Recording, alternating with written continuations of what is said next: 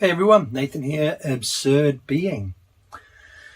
Okay, Watsuji Tetsuro. So we're in part 3 of Ethics, the spatio-temporal structure of a human being, looking at the 3rd and 4th chapters in this part, which are the 10th and 11th chapters in the book itself, and we are focusing on temporality today. So in the last video, we looked at spatiality.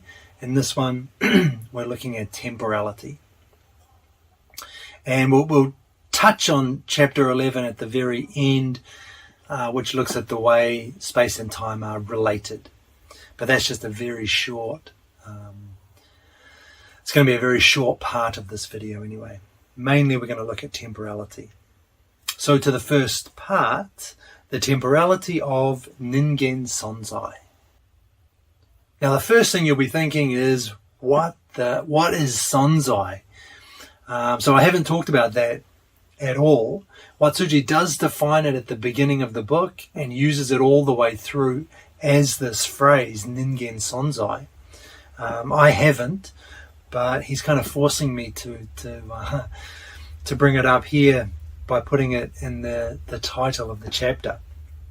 So what is Sonzai? What is Ningen? First, we looked at that already, human being. It's just humans, but with that focus on that contradiction between the individual and the social that make up a human being.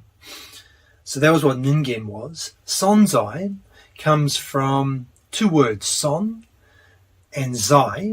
Son meaning, as Watsuji defines it, subjective self-sustenance. So a focus on subjectivity, and the way that subjectivity preserves or maintains itself. Subjective self-sustenance. And Zai is not so much being or existence, Watsuji says, but staying in some place. That's how he defines it. So the stress, the emphasis there is on the public again. So staying, not just existence, but staying or existing maybe in a place. So the whole thing, Sonzai, is the self-sustenance of the self as betweenness, which is kind of a nice little definition. Self-sustenance of the self as betweenness. And if we put that together with Ningen Sonzai, basically we just have human existence, but with all of those ideas embedded within it. The contradictory elements of individuality and community tied up in the one being, and this idea of self-sustenance, subjectivity, but a subjectivity which is fundamentally in a place, betweenness, characterized by betweenness. So that's Ningen Sonzai. So the temporality of human beings with all of that stuff in there. So the first thing that Watsuji says regarding time is that it's typically in the West in particular, in Western philosophy, been understood as separate from space. Something we've treated as different from space. Space has been understood as something less intrinsic, less essential to human existence. It's more like a kind of neutral container or background within which human existence finds itself, but the human existence is very separate from that. And temporality, and this is the other thing that Watsuji says, is then, or finds its place in the human existence, in the human who's doing the existing. So temporality appears there, something separate from space, which is more like a neutral container. And those are the two problems, that temporality has been separated from space, and that it's our understanding of time has been overly concerned with the individual subject, neglecting what for Watsuji is fundamental in human existence, betweenness. So, since the fundamental nature of human beings is betweenness, we have to bring this into our understanding of time. And Watsuji will approach temporality through two activities which exemplify betweenness: transportation and communication. So we'll take transportation first. So obviously transportation and communication, they exemplify betweenness because they are how we relate to other people, how we relate within a community. And they featured strongly right in the last video regarding spatiality for the same reason. They're the glue, I think I called them there, that make spatiality, that make betweenness work. So we're going to need them, or we're going to use them here as well. Transportation. What is transportation? Essentially, transportation is movement which is always towards a destination already determined beforehand. I read that kind of weird. Let me do it again. Transportation, movement which is always towards a destination already determined beforehand. And already and beforehand are going to be key words for us as we go forward here. So firstly, let's take this word beforehand. So movement is always towards a destination already determined beforehand. So we have this goal in mind, this destination in mind. But what is that destination? Bearing in mind the fundamental notion of betweenness, that destination is actually not a place, not even a thing or a person, but the human relationships that's what we are moving towards in this, when we think of movement in terms of betweenness. So we're moving towards our destination, our human relationships, the human relationships that are supposed to occur at the place where we're going. And what the word beforehand signals is that those human relations already exist within my present walking. As I'm walking, that is if you like, that's the drive for the walking. It's the reason why I'm walking is for that to those human relationships. So that it's already present within my activity. In Watsuji's words, the essence of this walking consists in the realization of possible human relations. This walking is determined by this possibility. Rather, the walking itself is the possibility. I quite like that. The walking itself is the possibility of shouldn't use the word itself, of these human relations, these possible human relations.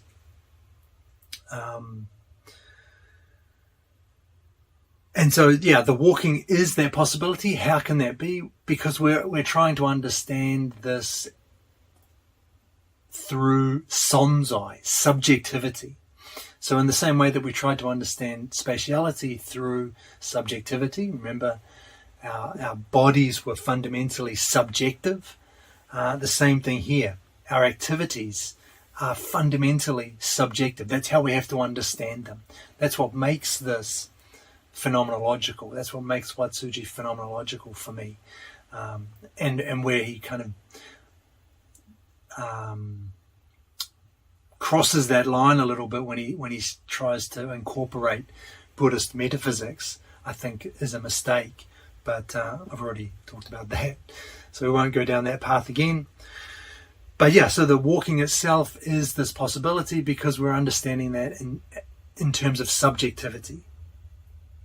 And this, Watsuji calls an authentic future. The authentic future is not something which I personally am kind of expecting or anticipating, but it's human relations, the human relations which are the goal at the end of an activity. They're the driving force behind it. That's what makes this an authentic future. Then the second word that we want to focus on in that original sentence is already. So movement is always towards a destination already determined beforehand. So how does already fit into this? As I'm walking, as I'm carrying out this movement, it's not, the movement is not arising from nothing. It's not springing out of nothing. It's driven, or it emerges from an already established situation. And that situation, since we are understanding everything in terms of betweenness, is a prior established betweenness. Right? I already have a relation with the people I'm going to see. There is some background there already. There is a background context of betweenness, which exists within the movement as I'm carrying it out, within my walking. So my walking has this already established betweenness in it. And that's what Watsuji says. It is not that the past betweenness that obtained until yesterday is now gone, having somehow perished. It exists in one's present attendance at the office, or in one's visit to a friend, and in turn determines one's present walking in the form of those relationships about to occur. It determines my walking. It's already present in that walking, that past, again, shouldn't use the word, but that established betweenness. And this then, since we've connected it to betweenness, the fundamental nature of human existence, is an authentic past. So we have then this kind of structure where the possible and the established are already existing, or both existing, within the present activity. The authentic future and the authentic past, they already define this present activity. They are the core, they are its essence. Or as Watsuji says, the walking is those things. It's not that they're in it, it's that that's what they are, understood subjectively. So the temporal structure then, and this is quite nice, the temporal structure as Watsuji sees it is therefore beforehand already. And that just brings those two notions together, authentic future and the authentic past. And what's important about this is that beforehand already is a structure of society, not of the individual. It embodies and embraces betweenness. That's the central feature here. That's what makes those, the future and the past, authentic. It's what, we're understanding them in terms of social relations, human relations. So temporality is a structure of society, of betweenness, not of the individual.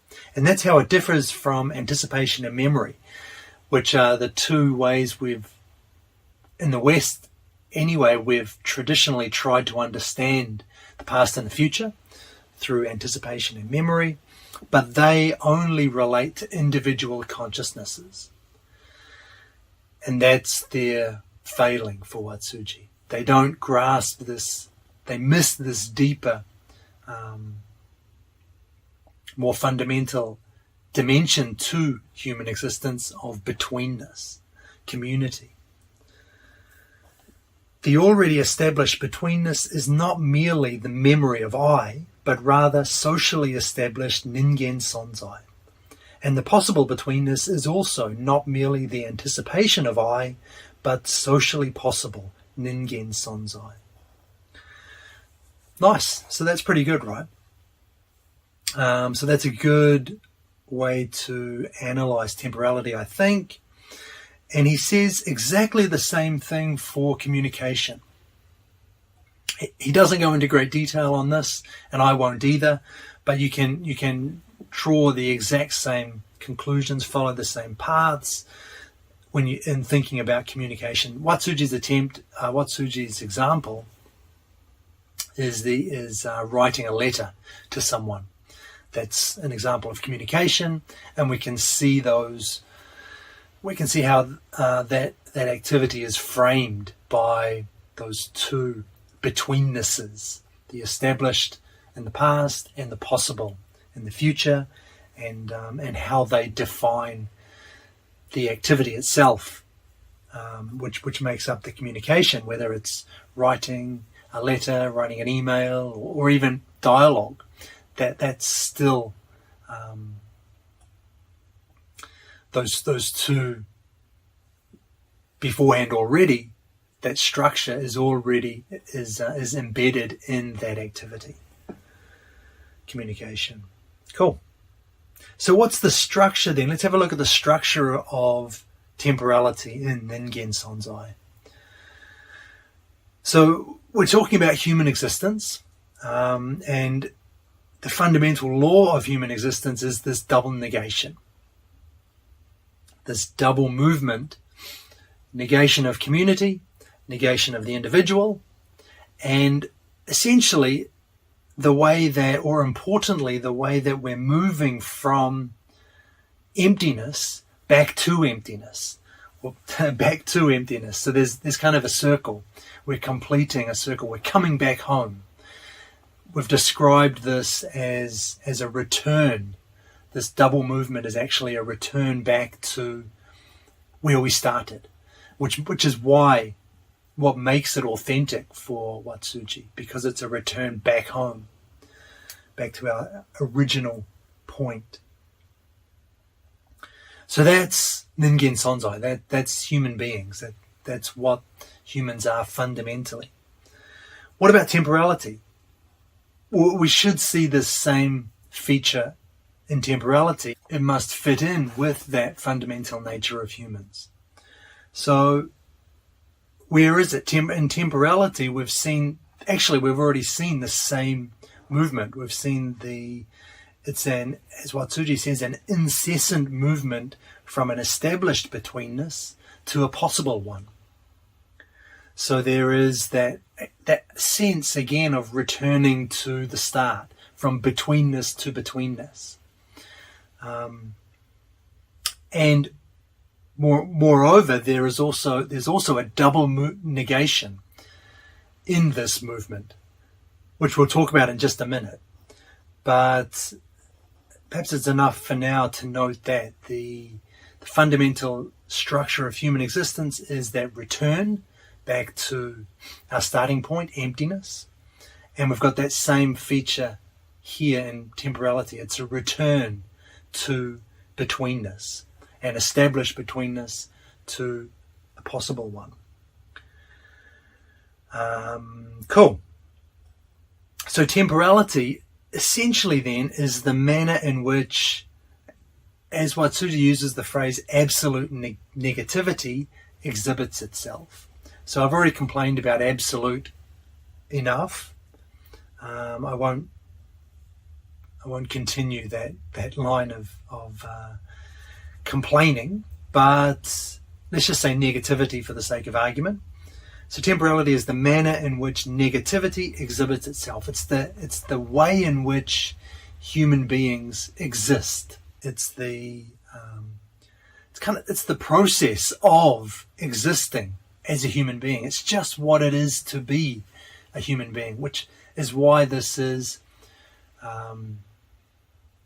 structural. It goes to the core of human existence, which is all tied in with phenomenology, ontology, Heidegger, Husserl.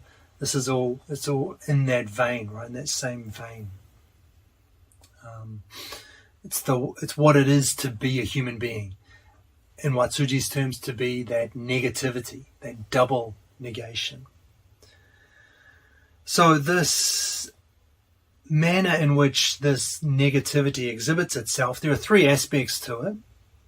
We've looked at two of them. We've actually looked at all three of them, but let's just make them explicit. So the first is the return to the home ground. That's the word Watsuji uses. This return to the home ground is the future. The reason why people look for connection of whatever sort is because wholeness is the authentic possibility for a human being. So when we're moving towards our goals, our actions are driven by this connection, this desire to connect with others. And that reflects this desire for authentic wholeness, to return to that betweenness that characterizes us.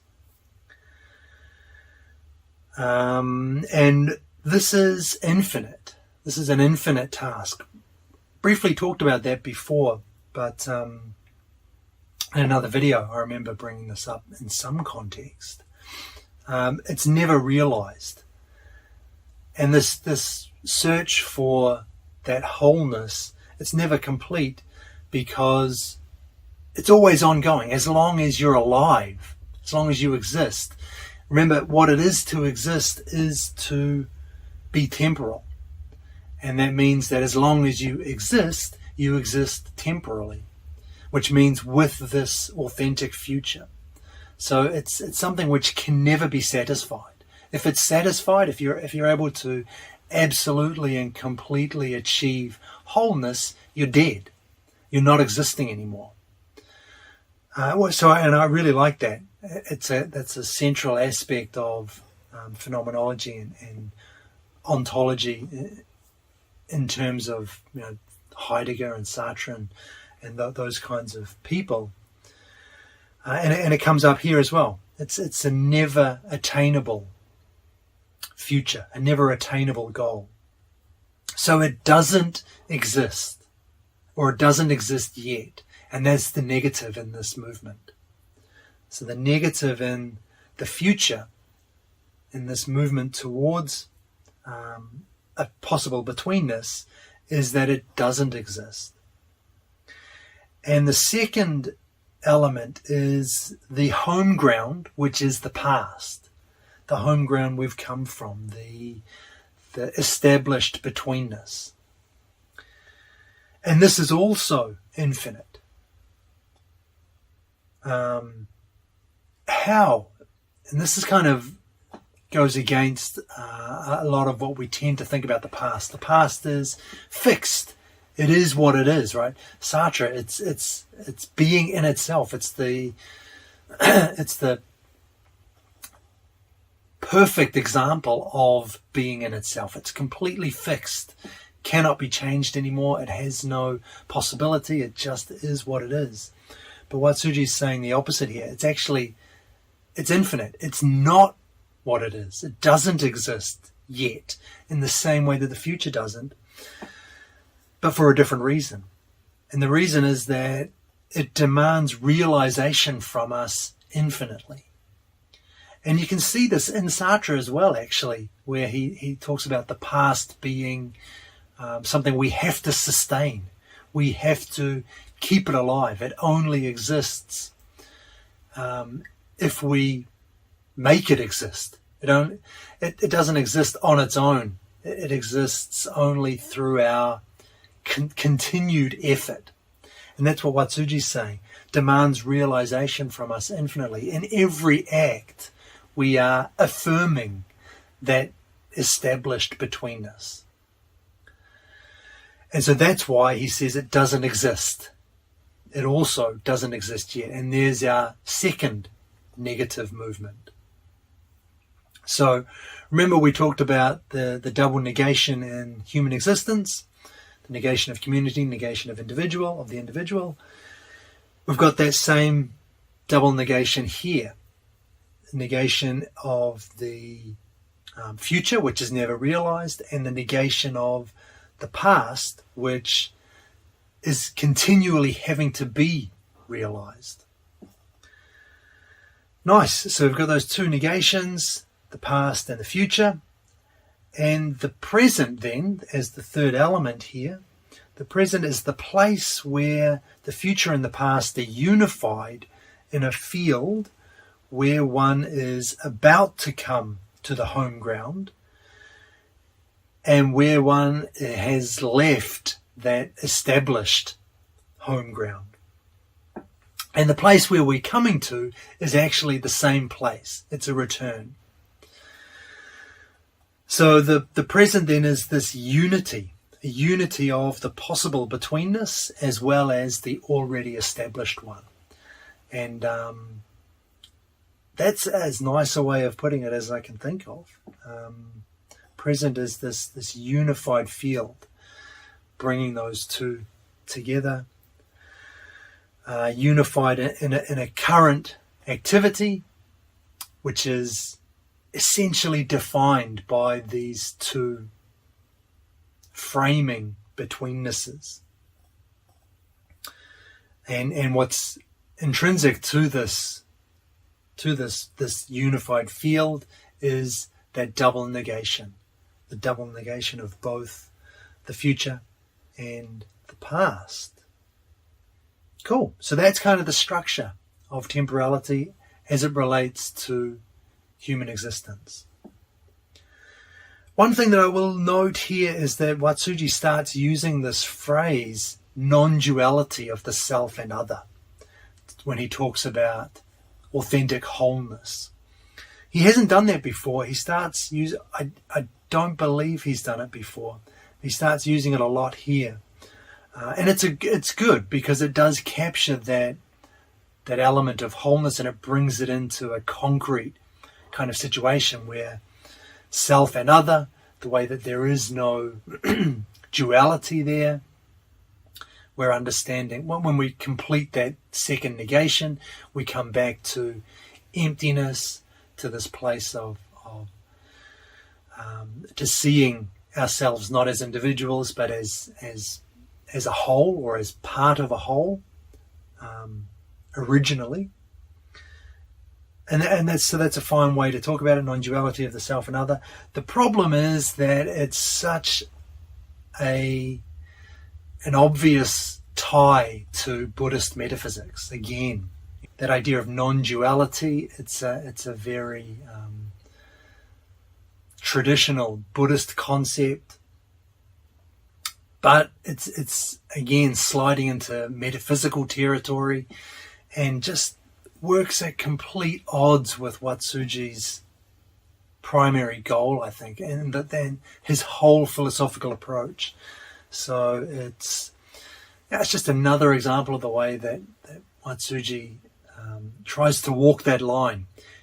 He wants to bring in the Buddhist elements, but he also wants to keep it rigorously philosophical, and it's just a tension that you see in the book all the way through, and this is just another example of it. So non-duality of the self and other, yes, it's a good way to talk about it, it's a good way to think about it, but it's what's negative, what's not so good about it is that it implies this Buddhist metaphysics, which is misleading and I think not at all helpful for Watsuji's project. And really, then we've got in another passage in the same chapter, we get a nice description of how this is ontological or phenomenological, not metaphysical. There is no such thing as space, but rather spatiality as the existential structure of Ningen Sonzai. So similarly, there is no thing called time, but rather there is the temporality of Ningen Sonzai. Moreover, it is not the case that Ningen exists in time, but on the contrary, time emerges from Ningen Sonzai. So really linking that to humans, human existence, right? That we're connecting time and space to human existence. Understood subjectively, this is such to the same degree that it's so well put, well articulated in phenomenological terms, it's so badly articulated in metaphysical ones. And this constant kind of blending of the two, absolute emptiness, absolute wholeness, these kinds of words, non-duality, these things really detract, I think, from Watsuji. Whether you like them or not, whether you believe Buddhist metaphysics or not, they have no place here in this investigation, I think. They're not, they don't fit in here at all. But enough complaining. I said I wasn't going to complain about it anymore, but I have. So in that quote, no such thing as space, no such thing as time. That's good, right? Time and space are not things. They're not extra dimensions. They're not features of the universe that exist separate from humans. They're fundamentally bound up with Ningen Sonzai, with what it is to exist as a human being. And he also says, not in that quote, but he also says that time is as something divisible and measurable that flows homogeneously and independently of humans, is an abstraction derived from this more original temporality. This temporality which is fundamentally subjective. And as we saw, in exactly the same way we saw with spatiality, where that notion of space is a container, that's an abstract idea derived from this more originary notion of spatiality as subjective. Same thing here. The time that physics treats, the time of science, something divisible, measurable, quantifiable, something that flows independently of us, that is an abstraction derived from this more fundamental subjective account of temporality that, because it's subjective, connected with human beings, is fundamentally linked to betweenness. Cool. So let's turn to the last section of today's video, the mutual relation of spatiality and temporality. So here, this is chapter 11. It's a shorter chapter, and a lot of it is Watsuji discussing Heidegger and Hegel, I think. So I'm not really going to go into detail on that. I'm just looking for the key idea as far as Watsuji is concerned, as far as his philosophy goes, and can be summarized pretty quickly. So space and time are intimately linked. That's probably his main idea here. They cannot be separated. They cannot be understood separate from each other. They are fundamentally, inextricably intertwined. And that's something that is kind of unique. Heidegger does come to this idea at the end, later in his life, but he doesn't express it very well. It's very, one gets the sense actually in reading some of his later work that he's kind of groping for a